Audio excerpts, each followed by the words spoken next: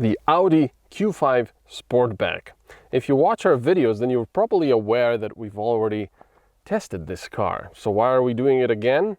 Well, it's a little bit complex. It's because, well, there's not that many models available at the moment. The car industry has a bit of a problem.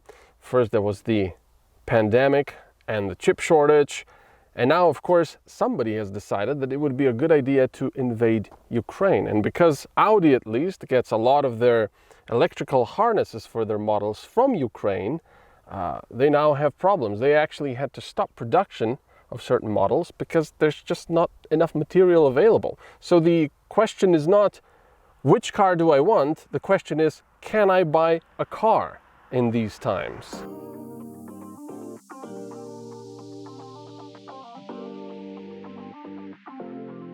I wasn't entirely sure about the Sportback's looks at first. I've always said if you're buying a bigger SUV, then go all the way and take a Q7, or at least a regular Q5 with a bigger trunk.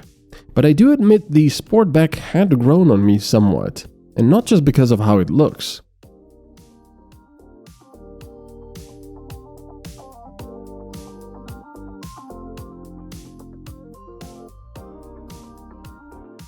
For the trunk of the car, which is of course electrically operated, this huge surface opens because, as you see, it also takes the lights with it, unlike with other models, well, a lot of other models. So you have this huge roof above you, so if it rains, you're at least somewhat protected.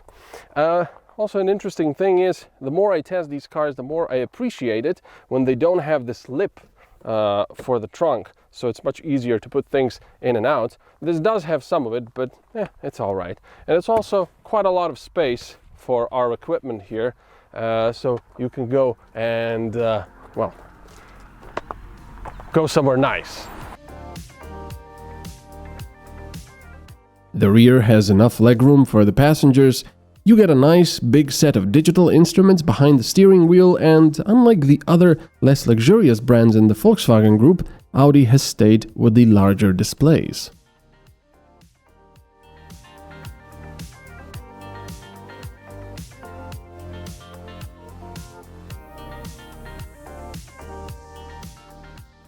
The interior itself is very nice. Everything is put together well, and there are lots of soft touch surfaces.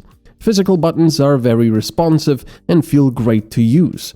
In fact, I now consider controls such as these a luxury, as a lot of things are becoming capacitive touch surfaces in cars nowadays, which are just not as nice. Alright, I'm going to tell you something with my hand now, because you're going to be looking at the screen. So I see a lot of drivers with Audis, BMWs and so on, not really using their Bluetooth or Android Auto connections. They just keep their phones against their ears and blah blah blah blah, which is dangerous, distracting. Why? It's so easy. For example, if you go to the phone apps, you can go to Android Auto. So go to connected devices. We've already connected this phone, but if you didn't have it connected, you just click new connection. So let's see, establishing connection, please wait. And there you go. We've got the Google Maps or whatever this is. You've got media control, so you can listen to your music. How do I get back? Let's see. There you go. All your applications, you've got podcasts, you've got Viber if you're using that, your own music, like I said, maps, you can call someone if you like, and of course it's all done hands-free, apart from what you touch over here. So why aren't people using this? It's great, it's practical, and it's much less dangerous than actually holding your phone and doing that manually.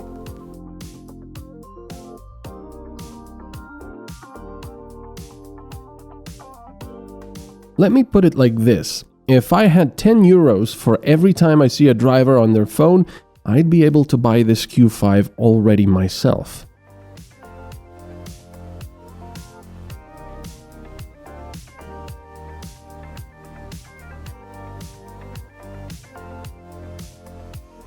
Unfortunately, someone, that is definitely not me, had accidentally deleted all the driving footage, so I'll have to dub all of this.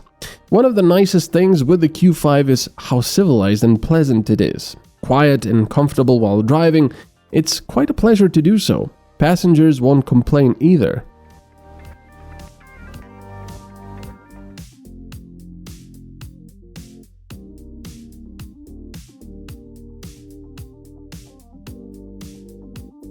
Customers can choose between 120, 150 or 210 kilowatt engines, of which the latter is a V6.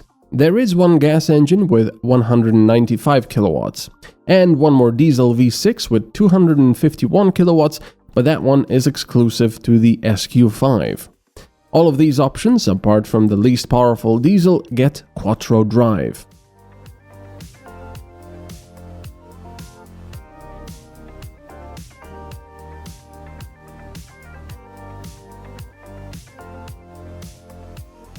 I believe the 150 kilowatt diesel is the perfect balance between power and economy, as it offers plenty of torque while also keeping the consumption to about 6.5 depending on your driving.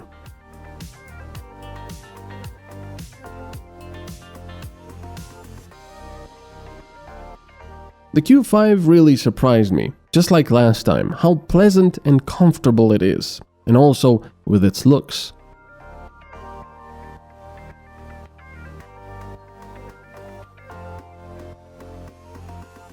The Sportback starts at 51,650 euros.